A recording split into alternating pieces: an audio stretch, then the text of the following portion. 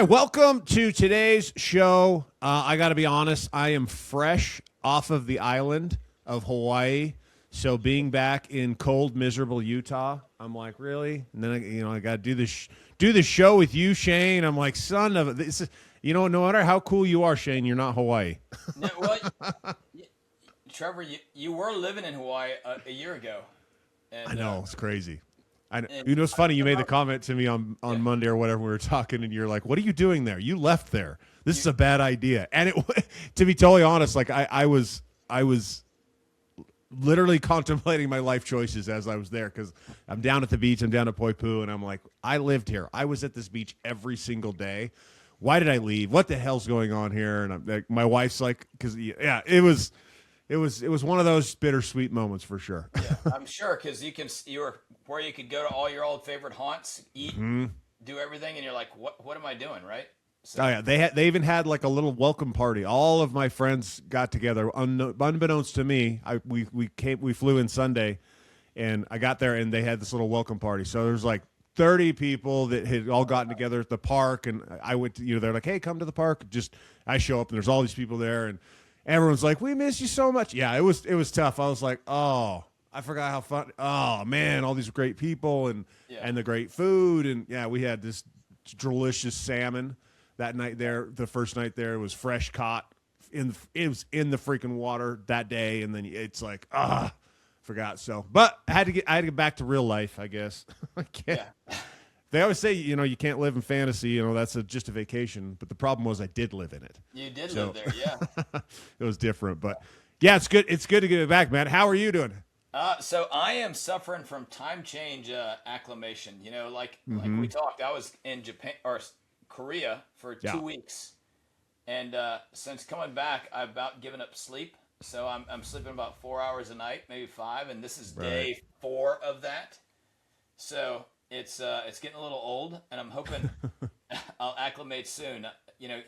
My wife made a joke. She goes, "I don't know if maybe we could sleep 2 shifts, right? We could sleep 9 till 1:30, work for a while, and then sleep 12 to 4." And I'm like, that's probably not a great long-term plan. No, but in the moment, I'm sure it's exactly what feels like you need. So, It's but been dude, brutal. 2 weeks in Korea, man. How if you were to summarize that in just like a moment, like what was that like? I mean, because it's obviously a complete different culture. Yeah. You're stepping away from the firm. Right. Business becomes kind of just a thing that runs itself. Like, just what was that? What was your takeaway? What was that? Just that experience for you, man. That's really cool. It's obviously it's super cool. It was just me and my wife. We tried to the last couple of years we've tried to travel once with just the two of us on a major vacation, right? Sort of like international or for like a week or two somewhere. And this is the third, maybe the second time we've done that, just the two of us. And so it's great there, and you're totally disconnected, especially with the time change. It actually almost forces you to disconnect more because they're like 14 hours ahead. Yeah. So it's almost impossible to have anything productive with work, Oh, yeah. basically. You'd have to get up in quote unquote your middle of the night to even have Yeah. any kind of a work conversation. So that's neat, right? And my team runs stuff. I got a tech. I get my daily update text that I get anyway, but that was really it. And even my CO is like, yeah, my goal is when you're out of the office not to call you, right? Unless Yeah. I really, So that's neat. The culture is totally different. The first time we go in, we always do the touristy stuff, and there's plenty of that. I think we like the Asia sort of culture over there, Japan, Korea, because it's sort of a high trust area. So there's almost no crime. People are super nice and friendly. Like people will leave their laptop to hold their seat at a fast food restaurant. They'll just set it down and go order and go to the restroom and all that, and come back and their laptop's still there. Right. And there's no tipping, which I kind of like that because sometimes when you go on vacation, it seems like everybody wants to tip everywhere you go, no matter what you do. Interesting. So I didn't know that. So the tipping's not part of the culture there. No, it's actually frowned upon even. So it's almost like an insult. Right. So that's kind of what it's just totally different. And Japan was the same way there. Why do they do? Why I wonder why that is. So do they just pay people more that are in the service industry? They must to where they I can. don't know if they do. I mean, I'm sure they do in the restaurants now. A lot of the restaurants are very low interaction. So you order from a kiosk, like they're doing nowadays. You order from the fast food kiosk, and even the Right. restaurants. A lot of them will have the order thing there. You just order at the table, and they bring it to you, and that's really most of your interaction. Oh, Because okay. also, like different in the states, here, we get drinks, and they're just constantly refilled at a restaurant. That's not how it is over. It wasn't that way in Japan or in Korea. So Okay. you order a Coke, you get a canned Coke, and that's your It. Coke. That's it. That's Right. it. So that's a little different. Like we ate at a ramen restaurant where there's nobody there, no Really. people at all. You order from a thing, or you order from a display, then you just pick your ramen off the shelf because it's there, and then you nuke it in their stuff, and then you just hang out. I mean, so they also assume you're Interesting. not going to steal stuff. They So- must, because Yeah. well, you like you said, culturally, that's just a high trust area. Just which isn't surprising because even the movies, if I think back to like movies that have Asian culture in it, it's honor and integrity are actually like the core. That's like the core makeup of their entire civilization. So that's crazy to see that in real life because you'd imagine that like in some places in our country in the United States. If you I remember watching. So it was funny. They put it was a reel of some sort, but it was this lady, and this guy from Dubai was sitting there on his, I think, a Range Rover or Ferrari, some high end car, and he takes his wallet and he has like $100 bills stacked in it and his keys, and he sets them on the hood of his car and turns and walks away. Yeah. Right, and then it just shows the cars stay there, people walking past, nobody even touches the keys, the car, all that, and then this lady. She's, you know how to do that cut to the next video. So it's this lady. She's sitting in front of like a Tahoe, like in just some neighborhood. She takes like $1 and a sucker or something like that in her car keys and sets them on her hood. Turns around to talk to the camera, and all of a sudden her car vanishes. And you turn back around, and the car's been stolen. It was like just compare. It was obviously a joke, satire, but it was comparing the difference in the culture. And that's sad.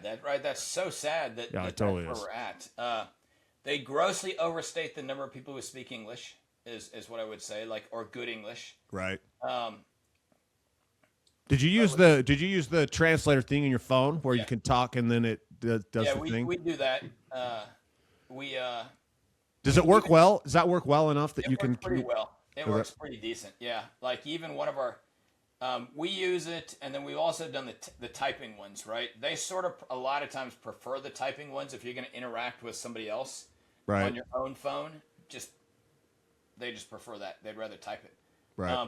But we use the typing one back and forth. That works great, like 95% of the time. So. Yeah, that's great. Can you imagine? I mean, because making these trips before all this technology existed, right? Yeah. And then you're just having it'd be tough because you're going to deal with a lot of situations you don't know what the heck. Like there's even an app that you download, and if you say where you want to go, it'll use the trains in the subway station there, and tell you which train to get into, how many stops. It'll track you. It's Right. great. Yeah. That part's great exactly. nowadays. So. Well, welcome back. Welcome Yeah. back. We were both on, different areas. Mine was not quite as exotic as yours, but it's, it's still like, I think that the cool part about it, and today's show is going to be just more of an introduction into the kind of the origins behind why you and I decided to put together this book right here, The Invisible Ceiling, and what the purpose was. But I think it ties into the fact that you and I have built a world that for each of us individually that allows what we both just did to happen. And this isn't boasting. This isn't saying, hey, look at us, we can go take cool trips to cool exotic places. No, it's built by intention, right? And there's literally a reason that we can do this. And like you and I are the same. If for some reason, Shane, you got a phone call and somebody said, hey, Shane, I need you to come to Australia for the next week, you would be able to do it. Yeah. Right? You wouldn't be like, oh crap, my firm cannot handle me leaving. I was on the phone with one of my clients last night, and the dude is ripping his hair out because he's at the beginning stages. He is exactly where you were at the reason why you got involved in this project and why I did. He's in the same in ripping his hair out. He's got a trip planned with his family to Italy in June. He cannot see how he can take it. Oh, wow. And it's tragic for me. And it's not financially. He can afford it financially. That's actually created the problems for him because he's hit this place in his business where he cannot figure out how to create more hours in the day to be able to take time off, but he knows he can't decrease revenue. So he's all the hustle he's done in the front side has been great. It's built him, but he's structurally buried himself, and now he's sitting, and it was heart-wrenching speaking with him last night because he knows it will let his family down. And it was crazy. I'm like, dude, is it worth sacrificing your life so that you can just make a few extra dollars? And he's like, no, but what do? I don't know how to. So that was a great example that just happened for me as to why I got involved in any of this, trying to help anybody break through what we affectionately call the invisible ceiling, right? Especially in building and growing your law firm into this place, because everybody finds themselves. And if you can't figure out how to navigate it, and this was kind of the conclusion last night, and we got some good action steps for him to take, but it was either you figure out how to do what we're talking about by breaking this invisible ceiling, you either do that or you implode. Yeah. Your wife's not going to tolerate him, and he knows it. He knows the conversation that he's afraid to have with her right now of, I can't go on this trip to Italy. And it's just like a 3-week trip. It's a big trip, and it's not just him and his wife and his family. It's like extended family. This is like grandparents. This is like a big trip. Oh, yeah. And he would be the one. So imagine that, Shane, when you're taking like your boys and everybody's going to Korea, and you just last minute say, I can't go. I have important meetings at work. Yeah. And that's literally where he's contemplating. I'm like, bro, we can't. That's a cliff you don't want to jump off. So instead of jumping off that cliff, let's work on a solution. So I think that I wanted to share that because I think that helps pre-frame like really the book itself. Before I go any further, you guys can all get a copy of this book for free. Just head over to Legal Edge Coaching. There's a link right here in the description. You can get a copy of the book for free. We'll send it to you. But that being said, Shane, why this book? Why should they get it? Where's the origins of you? I mean, why are you involved in this conversation? Yeah. So the a lot of the book is how I built my stuff, right? And not at the beginning, because I didn't build with this idea I was going to grow a $20 million firm, right? I mean, you and I have joked initially the goal was to make, I'd call a little bit of money to make like $100,000 profit, right? Which is crazy that was actually less than I was making when I left the firm I was at. Right. But that was my plan, right? Make $100,000, and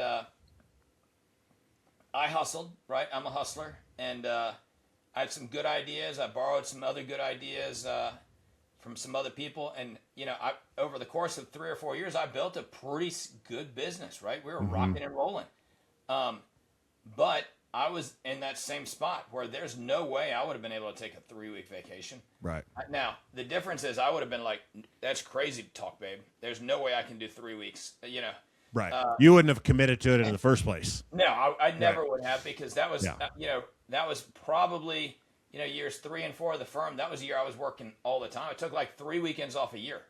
Yeah. That's it, where I didn't work. So I would have known it was impossible. Now, and it was at that point when I realized this was not going to work, right? I was working all the time. We had money. We had more money than I'd ever had, right? Yeah. But I couldn't spend any of it because I was at work all the time. Uh-huh. And my wife couldn't spend it either because she was at work all the time. So, I mean, financially, we were just ballers because we didn't do anything with the money. It was just there. Yeah. It's just accumulating. So every time you pull up your banking app, you're like, look at me. Woohoo, this feels great. But it just sits in there and it's, well, it's funny talking to this guy last night. His first thing, I always, this, Shane, I always start every call with a client. I'm like, hey, tell me the win. What's the major win? I call it a fired up, right? And his fired up, he says it like he's sad about it. And he's like, well, I mean, I'm making more money than I've ever made. But that's how he said it. It was like it was a bad thing. It was like he just told me his dog had passed away. It's literally his everything. I'm like, so it's literally he's literally where you were. I mean, that what you're talking about. And I knew I didn't have I knew I was crushed, right? I knew I didn't see a way out, and I knew I couldn't do it by myself. And we had probably 7 employees at the time, but no other lawyers, right? So I was doing all the lawyer work. Yeah. I was doing all the law firm owner work. You know, I was doing all the stuff everybody's doing. And I had a conversation with my wife. I said, look, I got to bring somebody else in. And I got to bring somebody else in who can carry some of the weight too, right? Not just another employee kind of deal. And I said, we may make less money next year, but this is unsustainable. And she's like, no, it totally is. Because I was worried about the drop in money, right? Yeah. I was, because that's just how I'm wired, right? You don't want to make less money this year than you did last year. And she goes, nope, screw the money, go do it. And that freed up so much of my time to actually start putting systems in place and get stuff more stable and work on some systems. And we didn't lose any money. We actually made more money, or even just a little bit more money the next year. But he had a big salary, you know, right? So it's a big overhead position. Well, I think it's that mental shift, because a lot of times, especially at that point in the game when you're bringing people in like that, I think you find yourself in. You feel like it's an expense to bring these players in, because you're like, that's going to cost me what? And especially if they're a big player, you're like, this is going to cost me $250,000-$300,000 a year. Holy crap. That in your mind, it says, oh, well, that's just going to take it out of what currently exists right here. Right. Not realizing that that's not actually what happens if it's done correctly, right? That leverages, and now all of a sudden the firm makes an extra $2-3 million. Right, yeah. I was going to say it definitely it took a year, but I mean, we're in PI, so everything takes a year, right? I'm getting paid today on stuff I did a year and a half ago. So it's no surprise it took a year to get a decent bump. But you know, you ask why I'm involved in it all, and for me, I get so sad when I talk to lawyers who have kids who are in college. And, you know, part of the conversation is, well, what are your kids going to do? And they're like, oh, well, my daughter's going to be a nurse, or my son's even going to be a doctor or an engineer. And I'm always like, you've got a thriving practice, right? You know, you've got a good one-man shop, 1 or 2 man shop. You know, I know how you're making $500,000. And I'm always like, why is your kid not, you know, you got 4 kids. Why are none of them lawyers, dude? Yeah.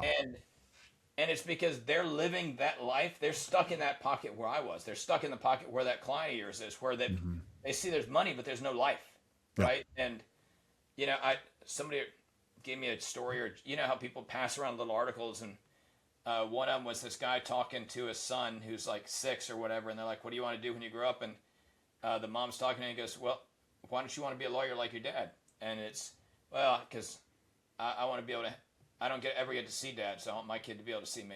You know, I'm like, that's terrible. Yeah. You know, and when I hear stories like that, and that was just a made-up story, but I've heard the real story from people time after time after time, and that's terrible to me. Yeah. Because whatever your business is, if you build a good, successful business making money and your kids don't want to be in it, that says something about your life. Yep.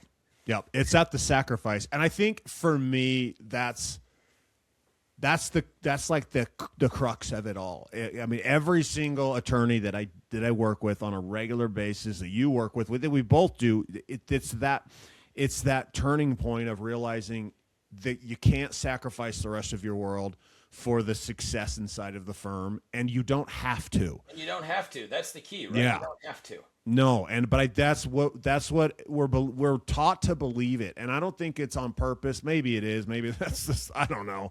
But it feels like it's just what happens, right? Because everybody seems to have the same thought process, and I think it's how we've defined what success is, right? And it could come. I've thought about this because it could come from like our parents, yours and my parents, that generation, right? The definition really of success and how you valued you as a human being was a lot of times tied to how hard you worked.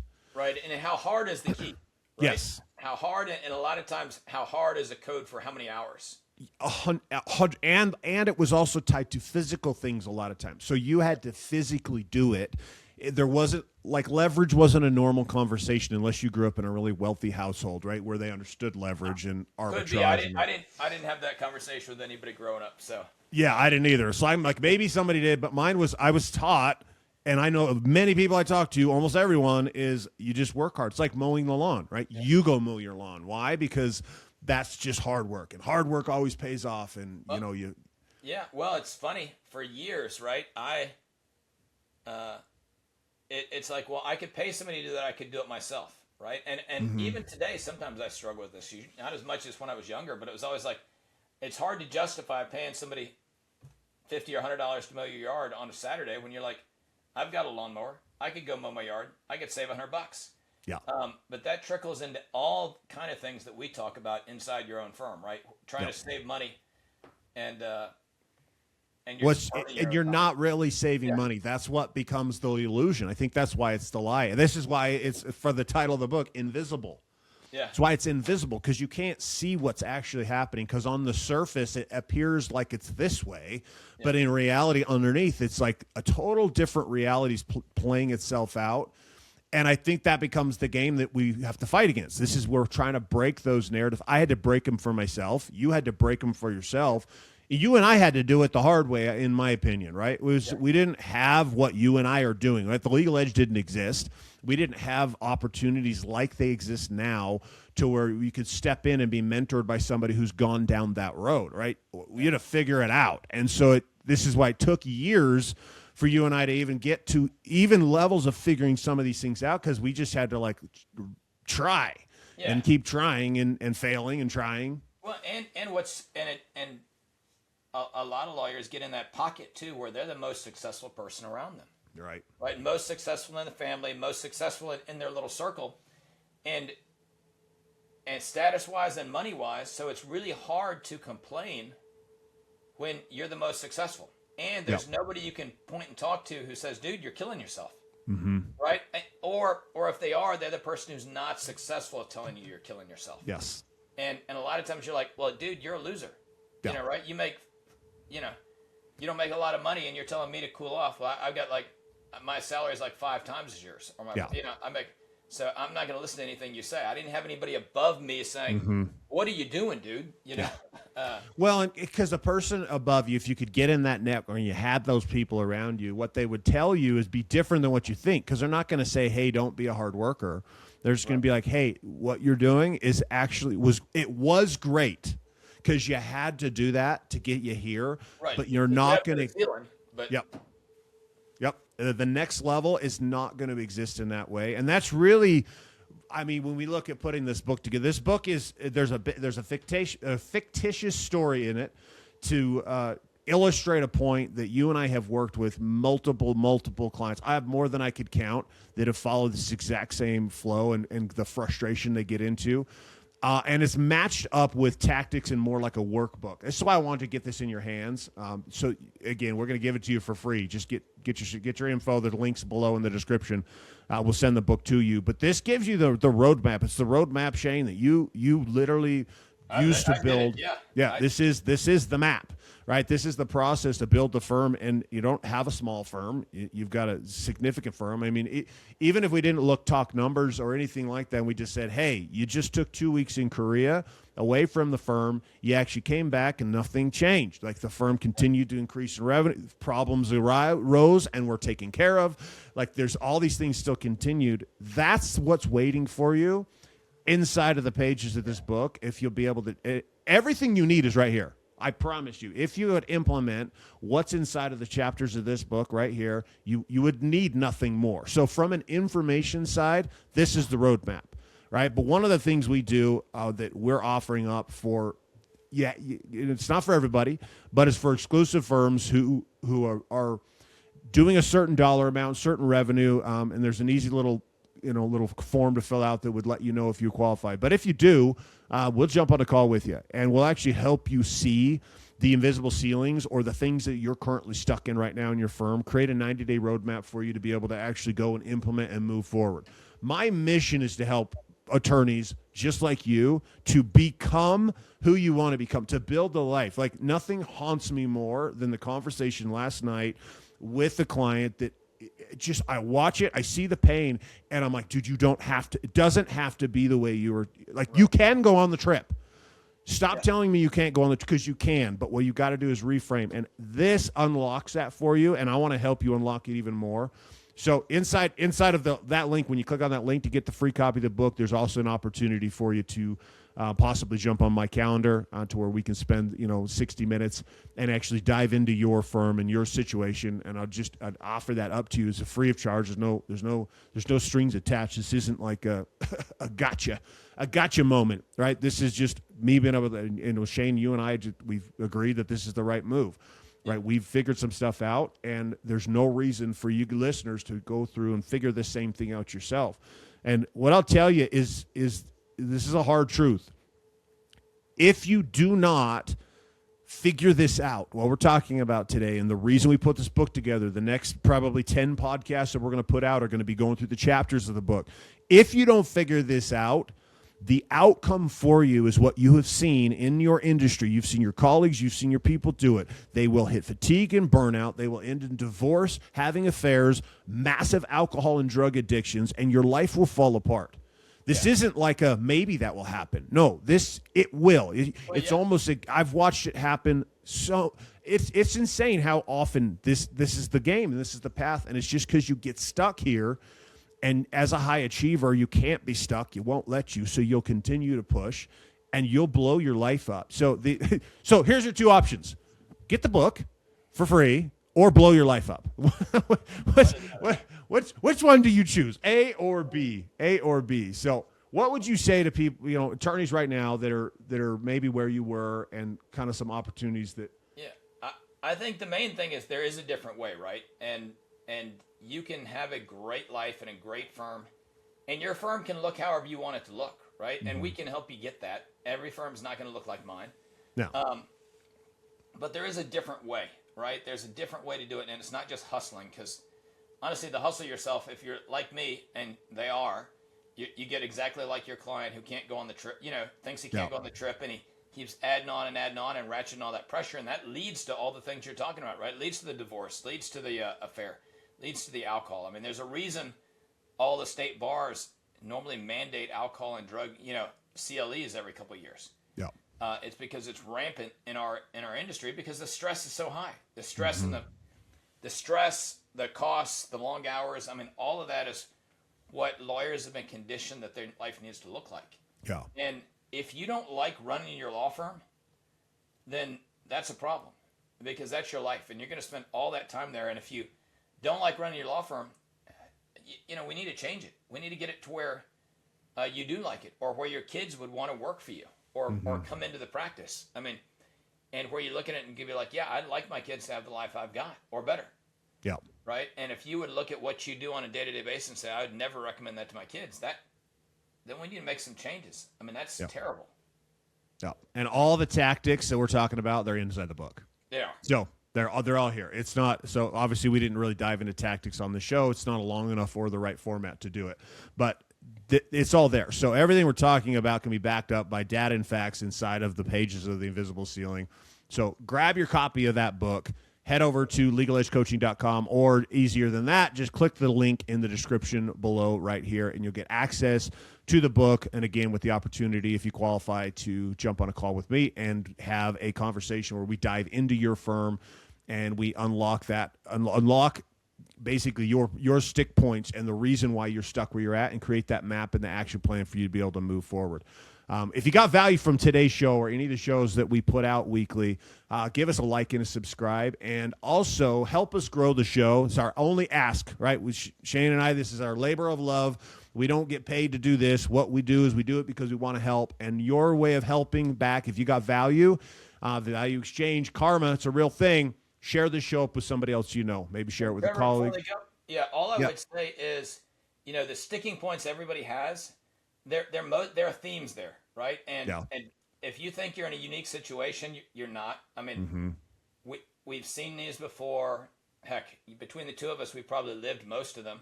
Yeah. And we can help you.